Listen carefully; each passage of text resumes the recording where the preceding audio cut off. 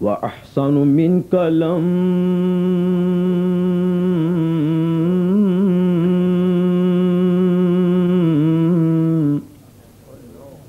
تركت عين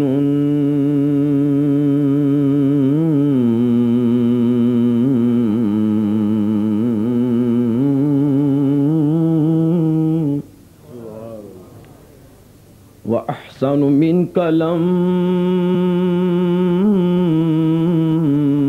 تركت عين.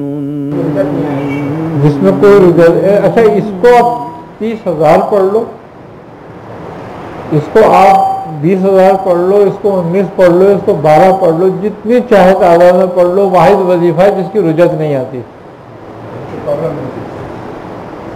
بلکہ رجت کو دور کرتی ہے. اگر کوئی رجت میں آ جائے تو بسم اللہ الرحمن الرحیم کا ورد کرے تو رجت دور ہو جاتی ہے اس سے. جی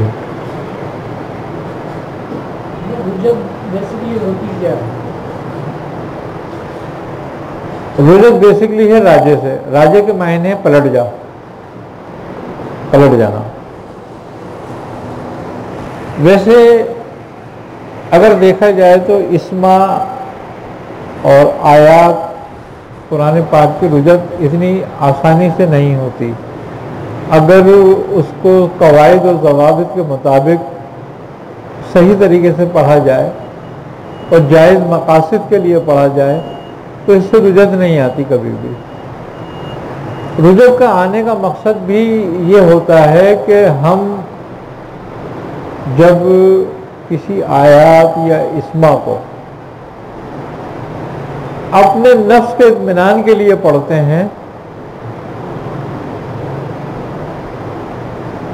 مقصد یہ کہ نفس کے اطمینان سے مراد یہ ہے کہ جب ہمارا نفس اس بات پر ہو کہ بھئی ہم کسی کو سزا دیں، کسی کا برا کر دیں، کسی سے حسد کرنے لگیں، اور اس حسد میں ہم پھر کوئی اسم، کوئی آیات، کوئی وظیفہ یا کوئی صورت پڑھیں اس کے لیے کہ جو اللہ نے اس کو کوئی نعمت عطا کی ہے اور کہ اس کے پاس سے وہ نعمت زائل ہو جائے، تو اس کا پلٹ جانا رجت کہلاتا ہے. کہ اس کے جو بد اثرات تم اس کے لیے ڈالنا چاہ رہے ہوتے ہو، بد دعا، وہ تم تک پلٹ آئے. جیسے کہ کوئی کافر نہیں ہے اور اس کو کافر کہو تو کفر پلٹتا ہے نا. ایسے ہی اگر کوئی شرم سزا کا مستحق نہیں ہے اور تم اس کو سزا دینا چاہو، وہ برائی کا مستحق نہیں ہے لیکن تم اس کے لیے برائی کرنا چاہو، تو وہ پھر پلٹتی ہے تم کا. آئی نا سمجھ بات؟ تو یہ اس کے بد اثرات نہیں ہوتے آیت کے، کیونکہ آیت یا اسم کے کوئی بد اثرات نہیں ہوتے کبھی بھی. یہ خیر کے لیے، بیعدک الخیری. اور اس کے لیے کہا ہے کہ ماحول شفا پر رحمت للمومنین، کہ یہ مومنوں کے لیے شفا ہے. لیکن وَلَا يَزِيدُ الظَّالِمِينَ إِلَّا خَسَارًا. اور جو حد سے بڑا، جو زیادتی پہ اترا یا جس نے ظلم کو پکڑا، وہ اس سے خسارے میں بھی رہے گا. کیوں؟ کہ اللہ کو بے انصافی پسند نہیں، اس کو ظلم پسند نہیں. تو جس طریقے سے کسی کو کافر کہنا وہ کافر نہیں ہے، ظلم ہے اور وہ پلٹتا ہے، تو اسی طریقے سے کوئی. اچھا، پھر دوسری بات یہ ہے کہ سزا گویا کس کو دینا چاہیے، ایک بات یہ بھی ہے. اور سزا کا مستحق کون ہے؟ پہلی بات یہ ہے کہ سامنے والا اگر کوئی غلطی پر بھی ہے تو آپ کو سزا دینے کا اختیار اس کو دیا نہیں گیا.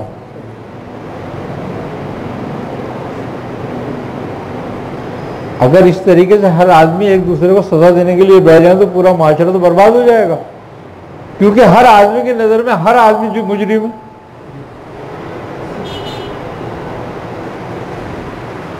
جو میری بات نہیں مانے، میری بات نہیں سمجھے، وہ مجرم ہے میرا. اب میں اس کو سزا دوں گا کیا؟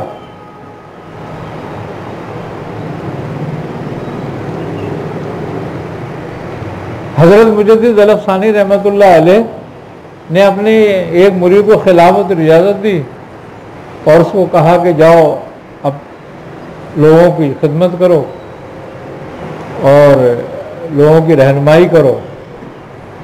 تو اس نے کہا حضور مجھے کچھ وصیت کر دیں، میں کیا کروں؟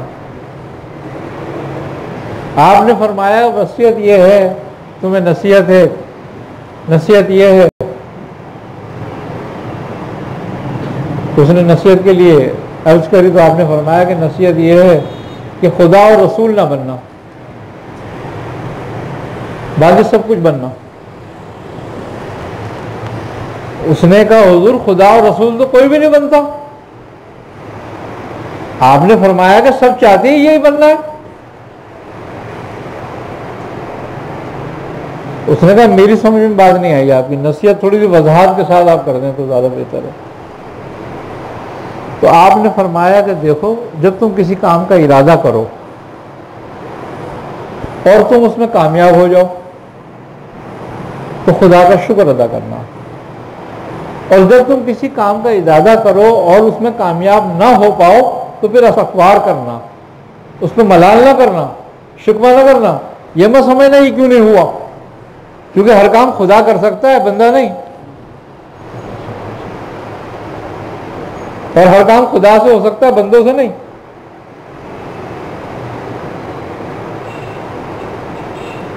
اس نے کہا جی سمجھ میں آ گئی. اب یہاں ہر آدمی کیا چاہتا ہے کہ میں نے یہ وظیفہ پڑھا، یہ تو ایسے تو ہوا نہیں، یا اس پہ پھونک ماری ہے تو ٹھیک ہوا نہیں. ابھی بھائی تو پھونک مار رہا ہے، تجھے پتا ہے کہ وہ مرض میں ہے یا عذاب میں؟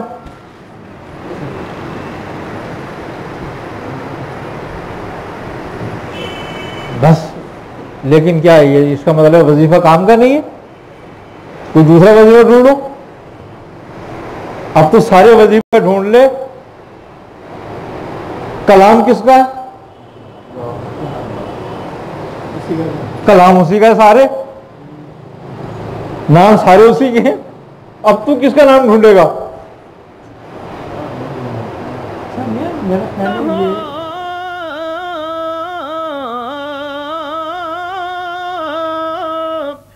فإن من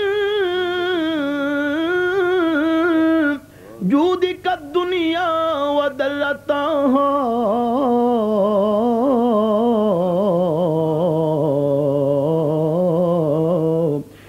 ومن علومك علم اللوح والقلم ومن علومك علم اللوح والقلم